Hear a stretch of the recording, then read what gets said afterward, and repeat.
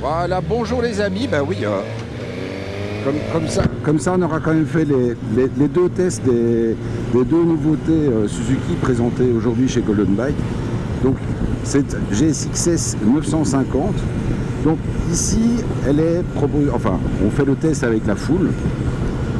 Alors c'est vrai que cette GSX-S 950 est là vraiment un petit peu le cul entre deux chaises, c'est-à-dire que c'est un gros moulin, un gros 4 pattes qui est bridable, ce qui n'est pas quelque chose d'extrêmement courant, puisque bon, mis à part le 3 cylindres de chez Triumph, la plupart des autres motos bridables en 35 kW sont des bicylindres.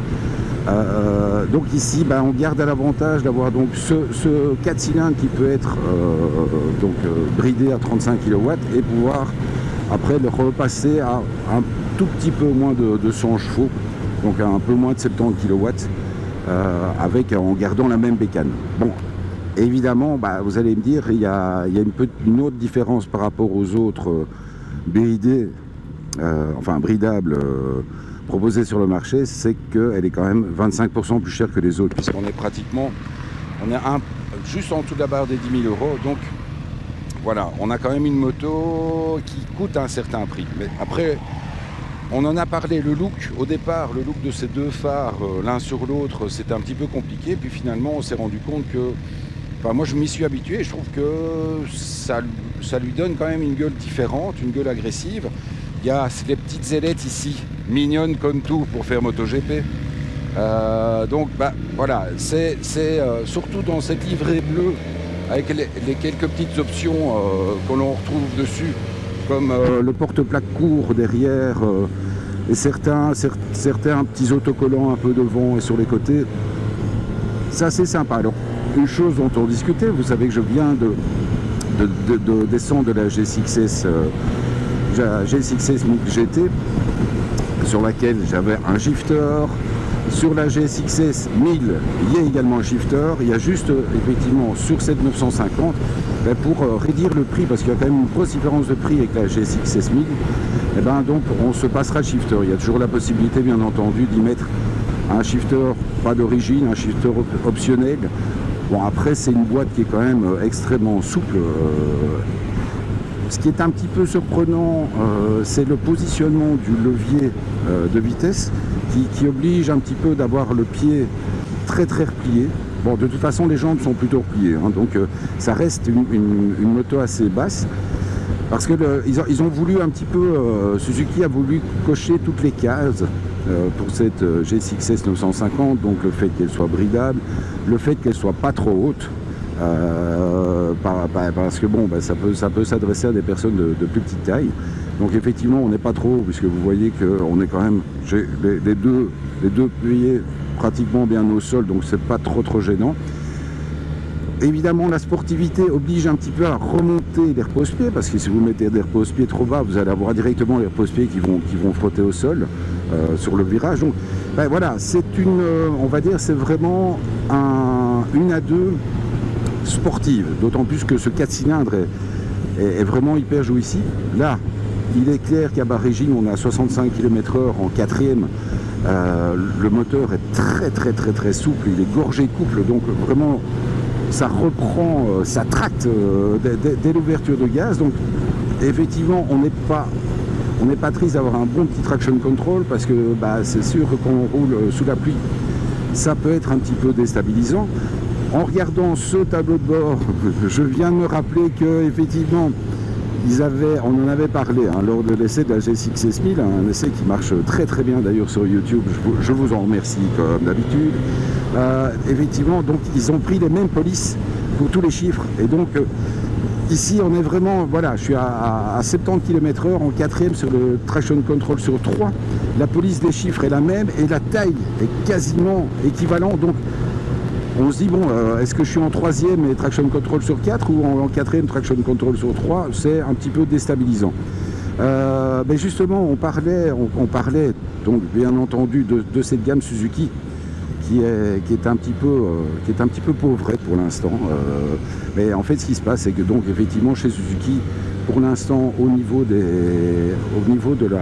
la marque au Japon, ils essaient de privilégier plutôt les voitures. Donc ça, c'est un choix de la famille Suzuki. Enfin là, on m'a dit que c'était les arrière-petits-enfants qui s'occupent, sont déjà des personnes un peu plus âgées. Ils se focalisent plus sur les voitures que sur les motos.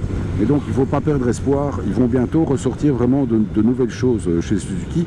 Et donc en attendant, ils remettent à niveau, on va dire, la gamme, qui heureusement regorge quand même de bécanes sympas.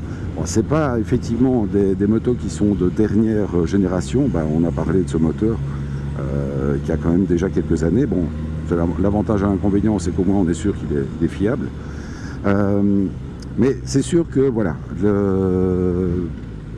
il y a des petites choses qui sont un petit peu tristes, mais qu'ils ont été obligés de faire, puisque donc ils ont vraiment voulu départager la GSX-S 950 de la GSX-S 1000, par exemple, avec ces clignotants qui sont esthétiquement un petit peu lourds.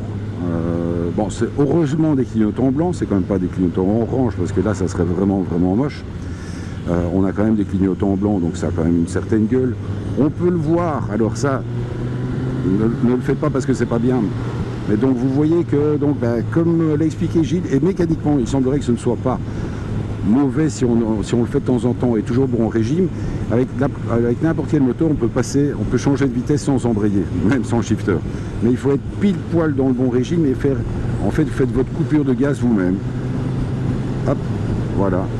Et donc ça passe. Bon, après, voilà, c'est pas quelque chose qu'il faut faire trop souvent, mais bon, de temps en temps, ça peut être agréable. Et pourquoi je me permets de faire ça? Parce que vraiment, on est toujours sur le couple. Là, je suis à 3000, enfin, je suis en dessous de 4000 tours, donc à 75 km/h. Et vraiment, on sent que la moto peut reprendre. Dès que j'ouvre, hop, je peux vraiment revenir sur Gilles en quelques secondes. Elle se place, vous le voyez. On est vraiment, le placement au virage est juste nickel. Il y a une petite, c'est vrai que ça j'avais remarqué aussi sur la GSX-S 1000, à 4500 tours, il y a des petites vibrations au niveau du réservoir et au niveau de la selle. Ce qui peut être gênant sur un long trajet sur l'autoroute, parce que 4000, on est, je pense qu'en 6, on doit être plus ou moins à 120-130 km/h. Donc ça peut être un petit peu ralent. Sinon, pour le reste, vous voyez, c'est toujours bon. On est très gentiment dans la région d'Ytre ici. Enfin, Ytre, Ronquière, etc. Et voilà, on profite de ces belles petites routes pour se faire gentiment plaisir. Et c'est vrai que c'est super agréable.